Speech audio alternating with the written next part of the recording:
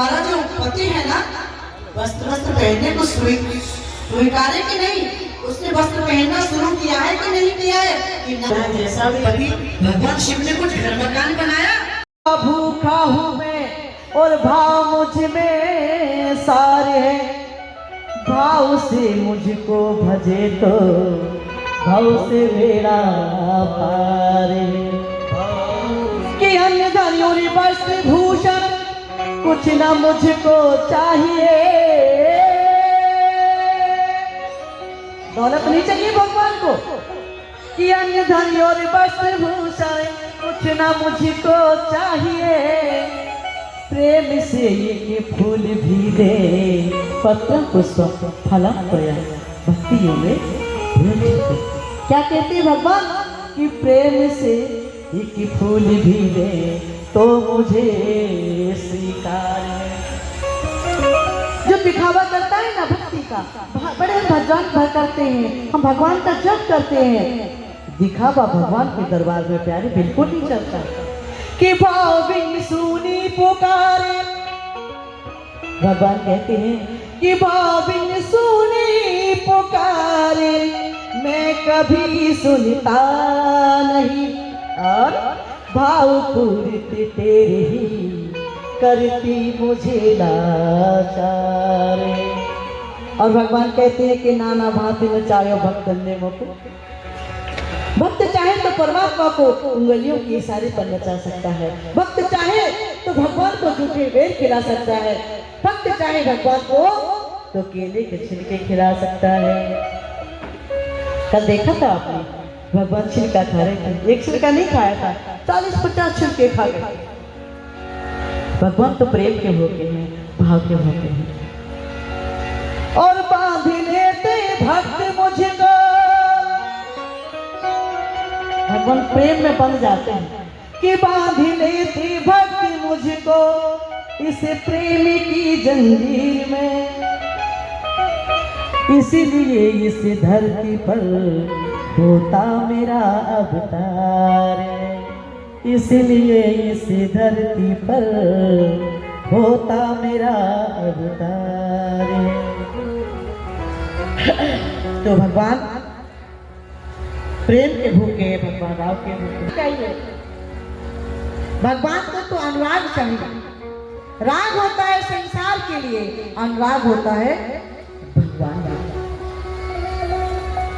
तो मीराबाई अंदर जैसे प्रवेश कर गई, संत ने मुख कर लिया उधर एक साइड में और जोर से चिल्लाने लगी, मैं नारी का चेहरा नहीं देखता हूँ, स्त्री का मुख नहीं देखता हूँ, ये कौन है, अंदर चली आ रही है।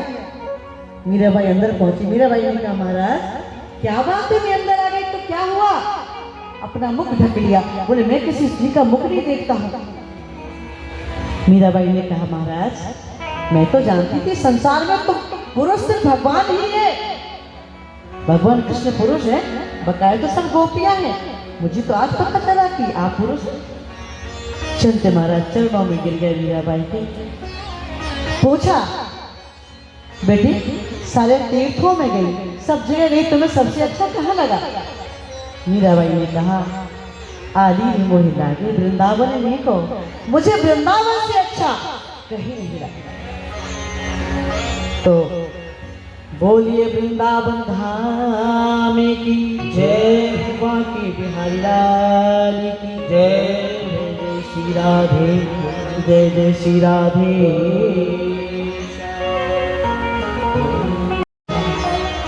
देखिए द्वितीय की कथा से हमारी महिलाओं को ये शिक्षा मिलती है, अच्छी संतान के लिए भी एक समय निर्धारित होता है।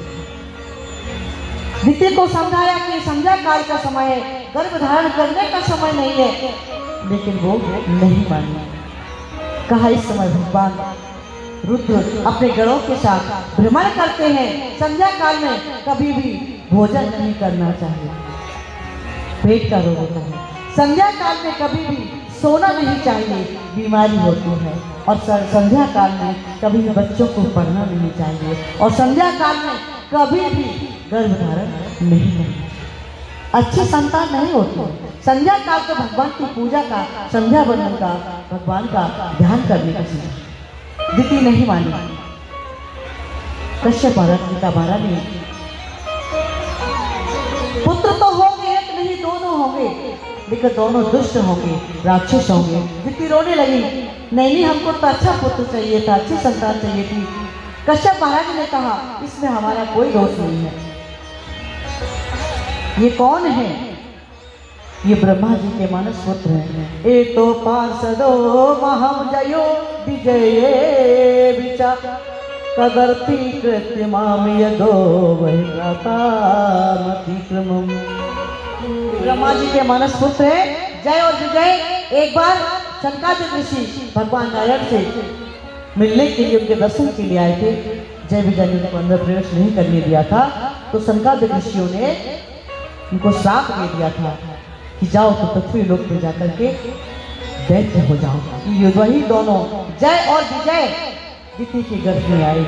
दिति रोने लगी। कश्यप महाराज ने कहा रो मत,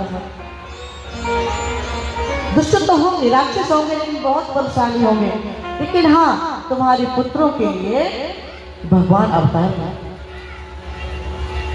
चलो मेरे पुत्रों के लिए भगवान तो आए। और दिति के 2 पुत्र हुए, एक का नाम हिरण्याक्ष और एक का नाम हिरण्यकश्यप। दिति माने भेद बुद्धि, अदिति माने अभेद बुद्धि। और पृथ्वी समुद्र में डूब गई थी। भगवान ही सबका मनोरथ पूरा करते हैं। ब्रह्मा जी को छींक आई और नासिका से एक छोटा सा किरण, और उसने बड़ा रूप धारण कर लिया। वही 12 का रूप में। बोलिए 12 भगवान की। और 12 भगवान ने अवतार इसने लिया था कि पृथ्वी समुद्र में डूब गई थी। इधर से देवर्षि नारद चले आ रहे थे, वहां से हिरण्याक्ष चला।